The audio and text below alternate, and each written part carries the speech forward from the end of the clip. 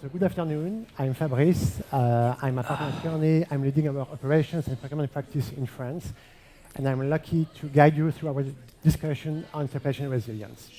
So in a world where global supply chains are facing mounting challenges, such as disruptions, shifting consumer expectations, and the need for greater sustainability, and we discussed this just before, how can design play a role to solve those challenges? Can we also reimagine product design, not just as a creative thinking process, but also as a strategic tool to help organizations be more resilient and more adaptive within their industrial networks? So these are the topics we will explore today with our panelists, Daniel, Stéphane, and Wilfried. And together, they will share their perspectives on how can we harness product design innovations to build a more resilient and adaptive supply chains. Wilfried, Daniel, and Stéphane, may I ask you for a quick introduction? Yeah, also welcome from my side. I'm really happy to be here. Winfried Rockensteiner, being responsible for Bosch Power Solutions, Supply Chain Management. Happy to be here and share some of our insights into supply chain resilience. Thank you. So good afternoon, everyone. So I'm Daniel C. and I'm a CPO for the L'Oréal Group. Thank you for having me, Fabrice. I'm very happy to share with you some of our experience in terms of supply chain and procurement. Thank you. Good afternoon. So I'm Stéphane. So I'm part of Schneider Electric, and I'm in charge of the program Risk and Resilience worldwide. So I'm happy to be here, indeed, to share what we do and what we plan to do on the topic. Thank you. To get started, and as a first question, could you share your perspective on what role does innovative product design can play in enhancing the resilience of your supply chains? Maybe Stéphane with the Schneider example. Yes, I guess everybody we experienced in 2021 during the COVID period, we discovered all of us that we have a critical part supply monosource from Asia, that we had one plant with no backup. So over the last years, of course, we worked a lot on the legacy to make the supply chain better, more strong. But if we don't work on the design, then it's a no-end story. So in parallel, we work with the business unit. They own the design and the product design. So we have three main topics. The first one is that we build teams to always have the up-to-date technology to use, to design the standard to use, so that we forget to have a specific niche of raw material, to have a specific process existing only in one place of the world with one supplier. So the aim of those teams is to build that, and the designer, they have to pick. They have to pick on it most of the time. So this is the first element. The second one, in terms of design, we move to with a philosophy which we build on a global platform for some bricks.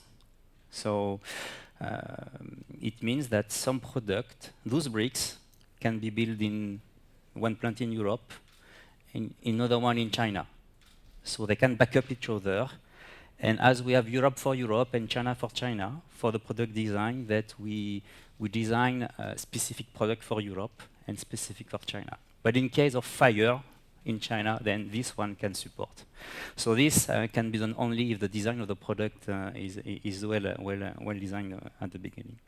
And last but not least, we leverage the risk assessment we developed during the past period to take it as an advantage for to take decision during the design phase to build a better resilience in terms of material choice, in terms of choice of suppliers, and in terms of scarcity of coppers, for example. Do we do we prefer copper and aluminium? So to try to take the decision today to have less problem tomorrow. So those are the three elements we look at. Thank you, Stéphane. Daniel, maybe on L'Oréal situation. Well, it seems that there's many people knowing the beauty industry in the room. so I'm going to take a concrete example. Basically, in our industry, when we put into motion product design, at the end of the day, we used for our formula raw materials across about 20 different categories. I take 2 examples: surfactant, colorants. On the packaging side, it's about 10 categories: cardboard or different plastic. And when we talk about resilience of the supply chain, of our supply chain, at the end of the day, we are talking about the resilience of this end-to-end supply chain, knowing that each and every of our suppliers has his own upstream supply chain, known or unknown, or less unknown. I think we'll talk about that later on as well. And there, it's really important when it comes to innovation and during the product design phase that we do integrate each and every step of the supply chain. Firstly, obviously, to potentially put at the disposal of the development team new material or new design, but also to understand where are the bottlenecks. And I'm going to take a concrete example, because we always think innovation, complexity, and how do we get our supply chain moving, but I'm going to take a concrete example where innovation made it easier. It can happen. We are all in the sustainable race, and I was happy to hear Delphine telling that she would not buy the Tahiti douche anymore, not only because it's not real, but also because it's too heavy in plastic. So we are each and every day in the sustainable race. And as most of you know from your industry, we are seeking at a better recyclability of our product. And the recyclability goes most of the time across monomaterial or more monomaterial. So depending on which product you're talking about, it's not always possible. But on some specific product, we did do that, and we moved from complex piece in multi-material to monomaterial. Obviously with the great support of our design team, with the great support of our packaging development team. And obviously you have only one material to manage in terms of supply chain, and it made it not only simpler, but far more resilient. Looks simple, but it is a good example where innovation and cross-mutual works had made it easier. Thank you, Daniel. Winfried, what's your view on the link between product design and resilience in the supply chain? Yeah, from my point of view, product design plays a decisive role in terms of mitigating the risks in our supply chain, but not just only supply chain, but also the entire operation. I'm coming from a company which actually is the biggest automotive supplier, and we have been in the middle of this entire turmoil when we had the semiconductor crisis. So for 2 years, we were basically steering the entire automotive business, because we are the ones actually producing electronic components for almost all OE customers. And one of the big surprises during this crisis was we had no understanding, no idea about the risk which we have designed into our products. Using semiconductors which were 10, 12, 15 years old, nobody was willing to produce at that time. So the conclusion out of that was we have to fundamentally rethink our design process and our development process, because risk and risk assessment is at least as important as cost work, as functionalities, as user experience. We need to consider risk in a different way in our design process. And this is the fundamental change which we are now implementing in our processes, making sure that we are becoming more resilient in those areas. But design is really key for the future success of an operational supply chain. Thank you. So when we discussed a few weeks ago, I think I heard the word complexity in many of your mouths. So I'm wondering how to balance scale and simplicity in your supply chain, and if you could share also some insights from your multi-sourcing de-risking strategy. Well, first of all, in our supply chain, our business, we heavily depend on the requirements of our customers. So usually our customers tell us what they want to have in the product, how the product should function, and usually also the product, they also influence also the sourcing decisions which we make. So we are heavily depending on the customers. And this also led to another conclusion. We need to have different ways of collaboration in our design process with our customers, because our customers, from their requirement perspective, they design a lot of risk into the products. And therefore, we need to have a different discussion, different level of collaboration with our customers, specifically also focusing on the topic of risk mitigation, which only can be done together with them. We cannot do that without them. And this is one of the activities which we have started now, changing this approach of engineering collaboration between us and our customers. Thank you. Stéphane, any reflection on the link between scale, simplicity, and multi-sourcing? Yes, as I said in the question one, we leverage the platform on some bricks. So this is a way to have a design across the world with different locations to manufacture, but it's one design, and then we scale the quantity worldwide. Now, we do not push the model to have one global plant delivering the world. We like the multi-business regional model. So we have Europe for Europe, NAM for US for US, China for China, India for India, and this is a way to scale on the bricks, but to be close to customer expectation and to bring simplicity at regional level. Because if we speak Europe for Europe, then we are close to those customers. We can develop the local superior footprints. We can have shorter flows to supply and to deliver. So this is the way we articulate scale and simplicity. Another one is that inside the region, each regions, and it's a big transformation that has started a lot of years ago, we give priority to big campus. Big campus, not several small plants, but big campus, multi-business, multi-product, where we have R&D in each area, R&D and manufacturing. So this is also another way to scale in the regions with the quantity. And last but not least, we have some, at least today, one big project to scale. We discussed that during the lunch. We have in the same situation. We have 56 ERP worldwide. So today we have a big, you know, SAP. So we have a big project to move to 56 to three systems. So costly, but a way to bring simplicity and simplicity in the data management. So this is what we do. Thank you. Thinking about the operating model, and in the world of high and changing expectations, how have your organizations integrated supply chain resilience into early product design to still meet the changing consumer expectations? Maybe Daniel, if you can start. Yes, but firstly, I think it's been raised in the previous group and just before. I think the last 3 to 5 years have learned, all of us, that when we thought we knew our supply chain, we did not really know it.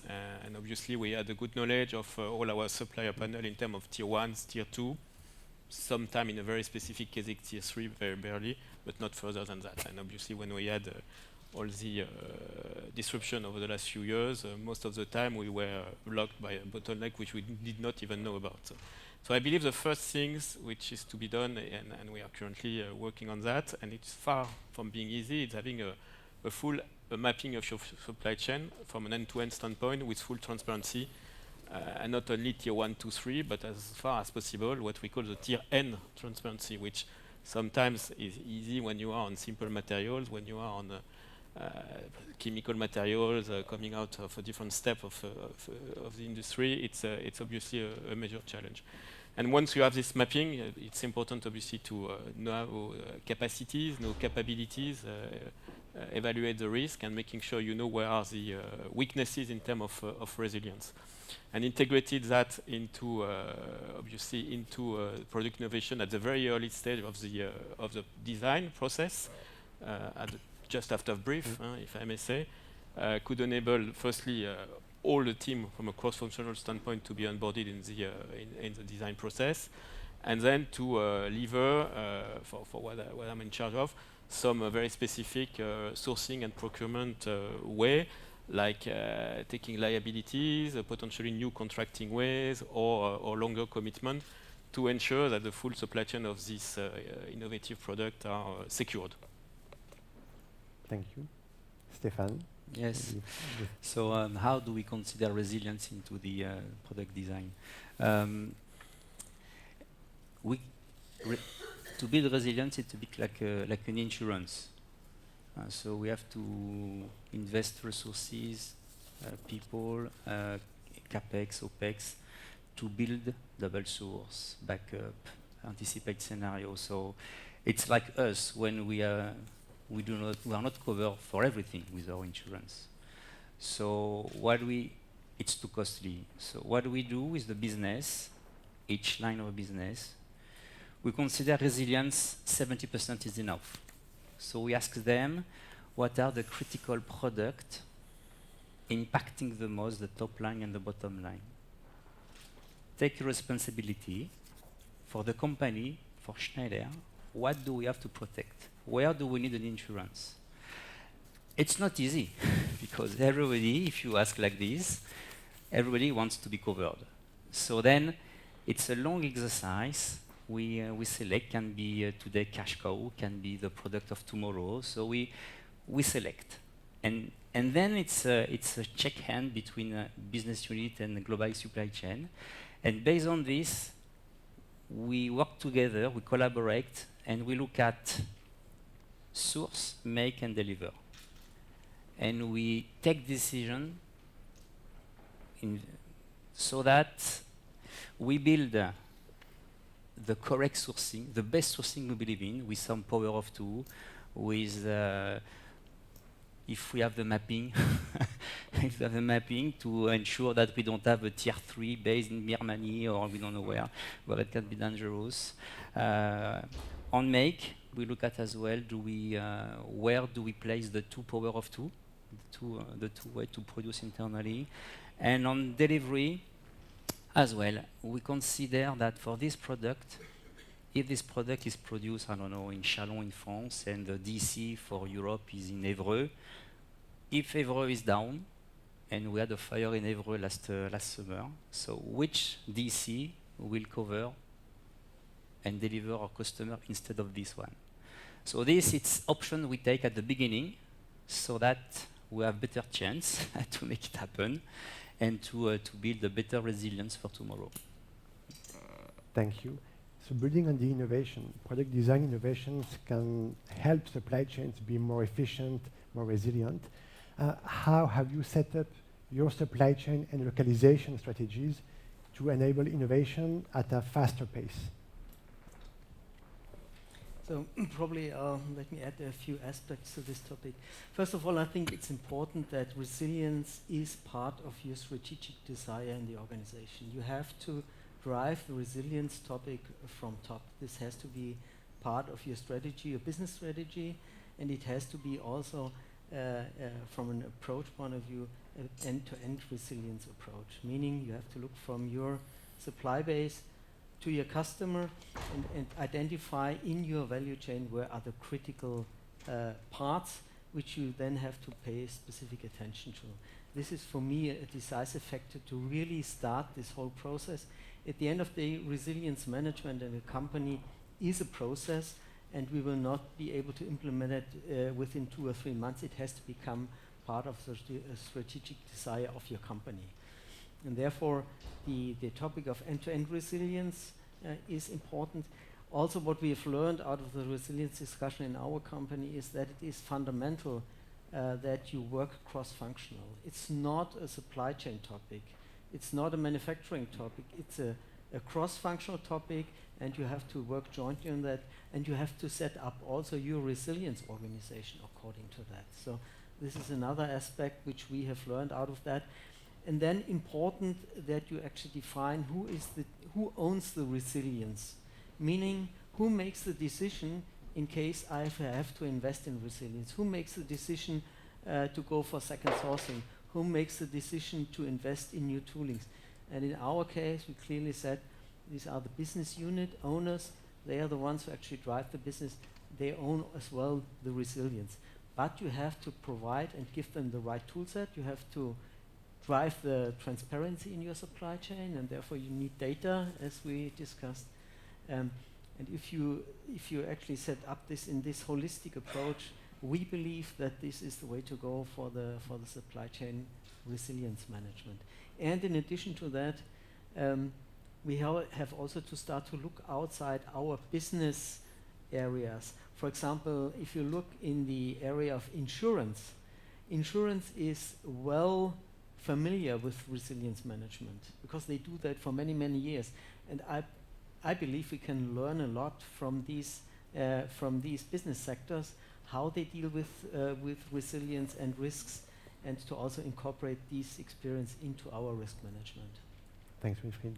Daniel, any reflection on the link between supply chain resilience and the acceleration of innovation? Yeah, but firstly, maybe it's important to clarify sometimes what we did here is innovation acceleration. To me, it has twofold. The first one is obviously reduce the time to market between the first brief on the product and the product on the shelf for the first time. If you are B2B or online or wherever you deliver your end consumer. And the second point is the ability to roll out an innovation across geographies or across brands, depending on the business. And I think there, for us, for example, having nearly 1/3 of our catalog being renewed each and every year, if you don't have an anticipation and a dedication on innovation alongside the design and the launch process, you're always running after the situation. You have to have this anticipation, scouting suppliers, trying to find which supplier can bring innovation, which supplier can bring new capabilities. So that's, if I take an example, our raw material procurement team is working hand-to-hand with a dedicated R&I teams, scouting new type of raw material, would it be from a sustainability point of view, but also from a pure product performance point of view. And there as well, when we identify what we may potentially need, going from specific procurement, an activity-specific procurement lever to secure the supply chain and ensure the smooth and quick rollout of the launches. Anticipation is key.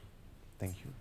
So I heard innovation and supply chain resilience, that's cross-functional. So in your role of Chief Procurement Officer, Chief Supply Chain Officers, how do you collaborate with designers and innovation leaders within your own company when it comes to enhancing the resilience of your supply chain?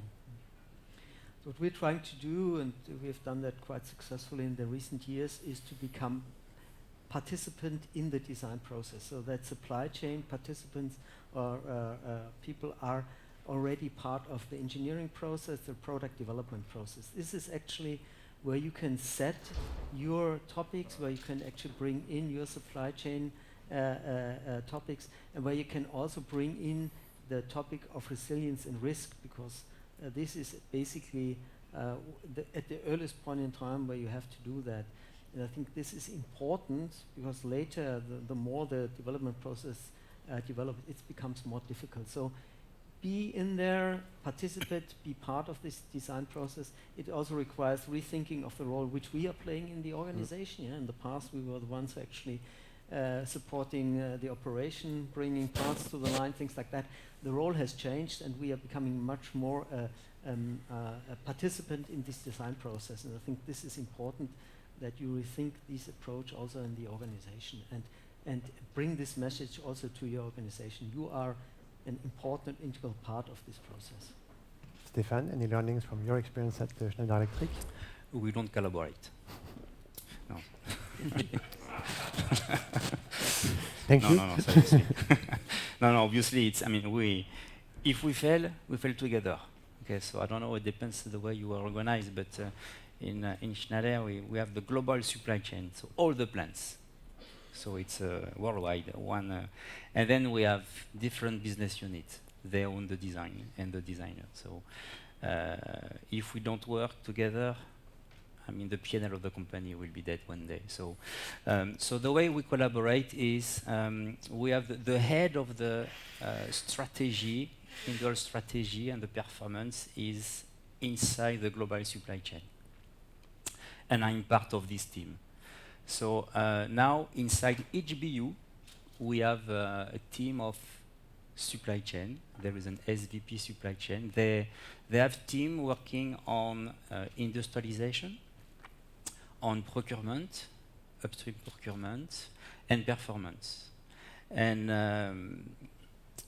the strategy. So they represent the global supply chain in terms of strategy inside the BU.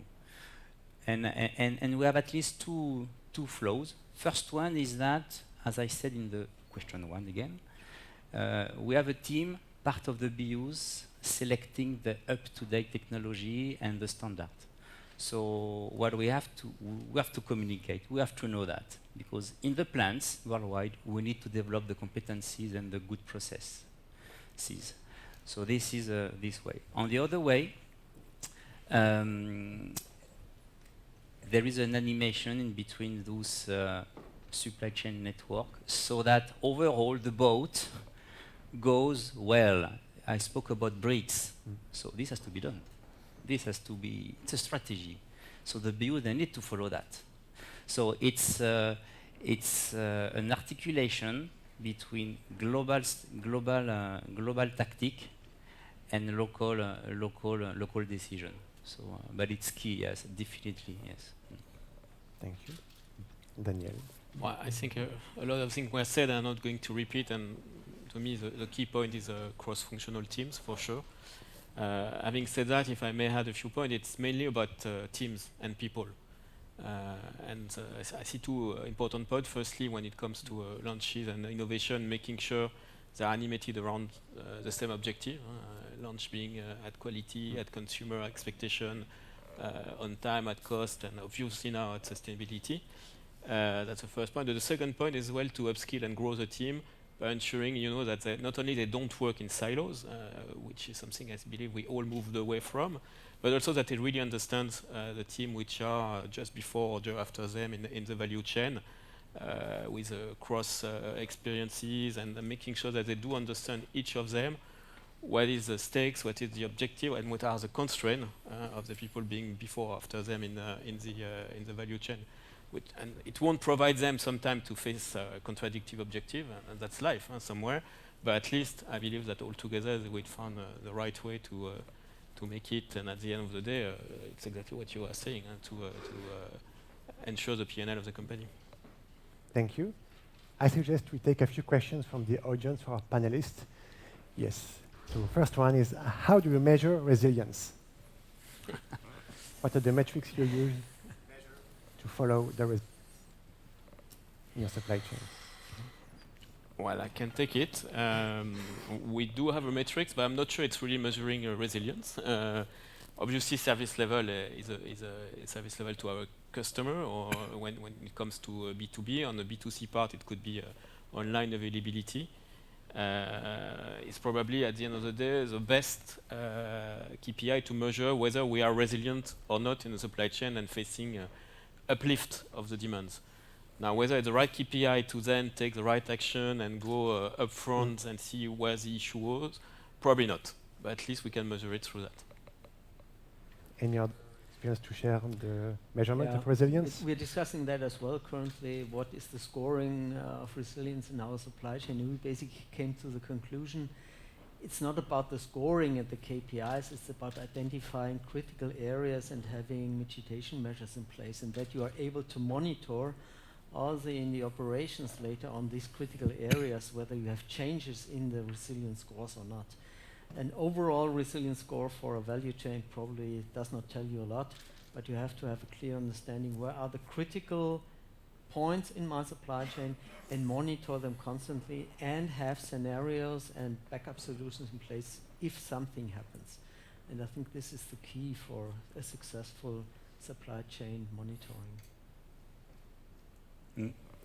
Stéphane? Yeah, well, in terms of process, I'm not deep dive, but we have what we call a term of tools, 9-box evaluation. So in terms of risk assessment, both for new project and for legacy. So here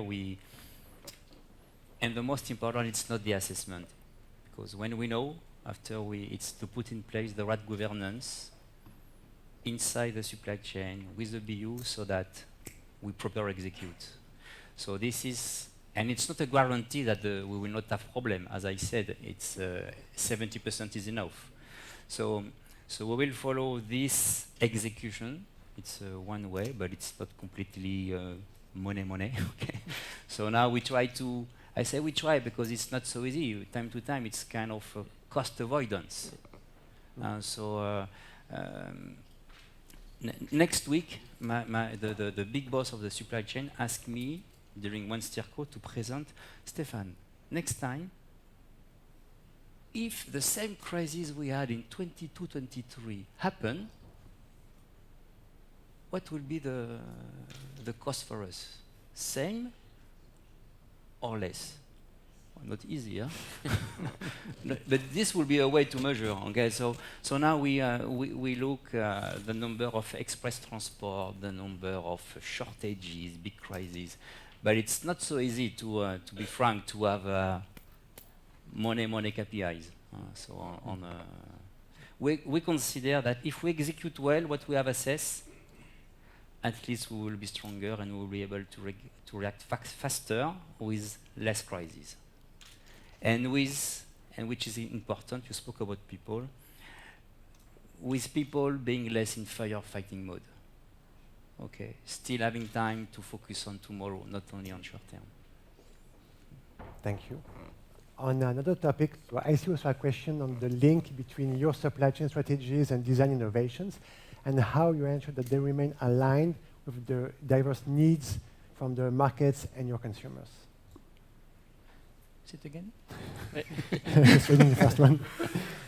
So, how you check the reflection between your supply chain strategies and the design innovations that are developed, and the diversity of the needs from the customers and the different markets you are serving.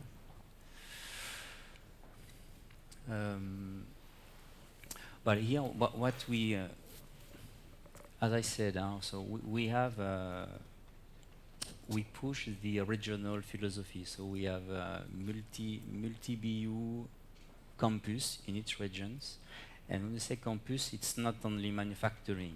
So in India, in Bangalore, we have a designer.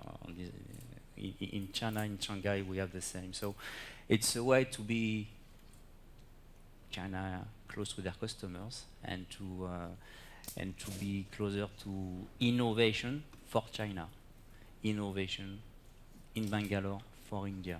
So this, we strongly believe that it's key to be close to. Well, we say region, no local.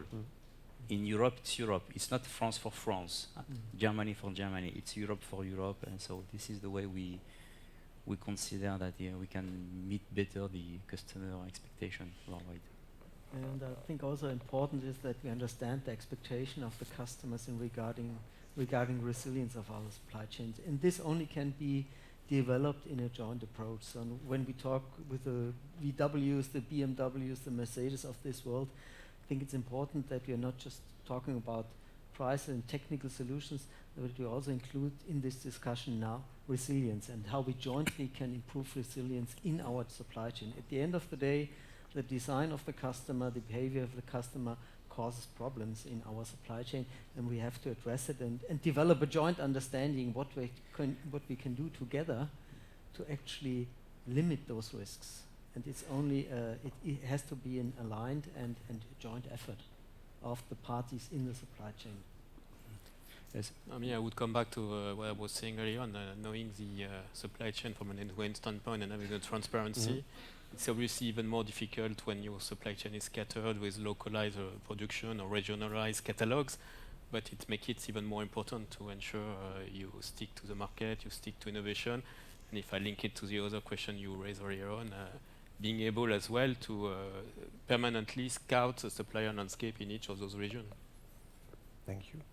I think if we step back on the key learnings from our discussion, we have seen how innovative product design can strengthen the resilience of the supply chain and also help companies navigate the different disruptions in the world.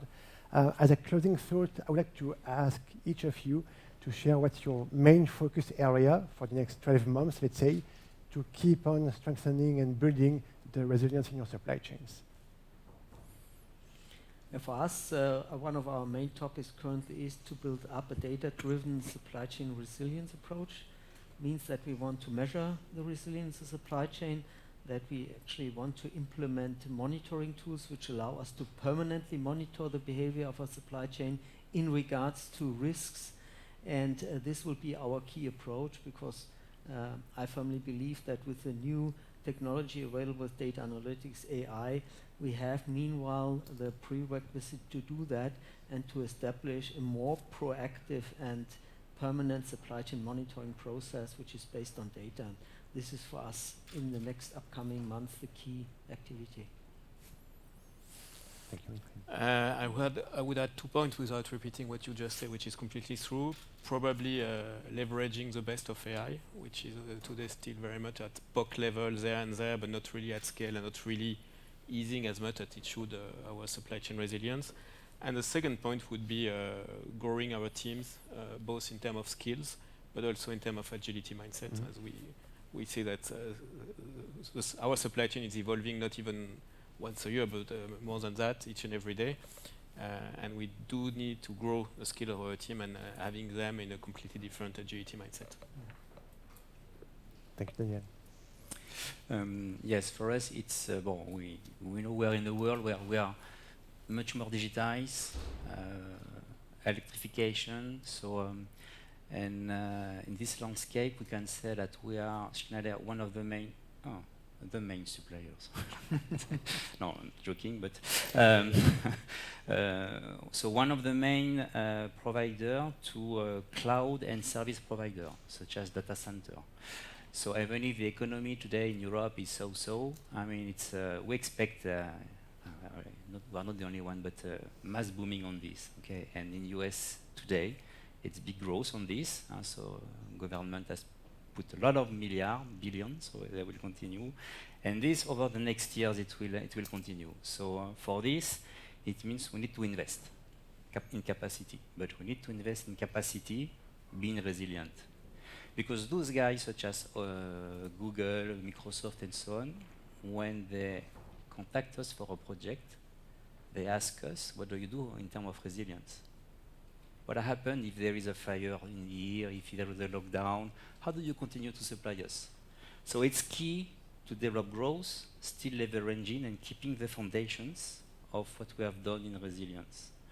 In a context, to finish, that today there is competition is really back. Cost optimization is back a lot. So in this context, the tendency can be to forget some foundations. Power of two? No. 2 plants? No. So this is the challenge in the growth, keeping the foundation of the resilience. Thank you. So I hear also high expectations for the discussion on AI we'll have a bit later in the afternoon. Thanks a lot. Thanks, Winfried, Daniel, Stéphane, for sharing your insights. Thank you. Thank you. Thank you.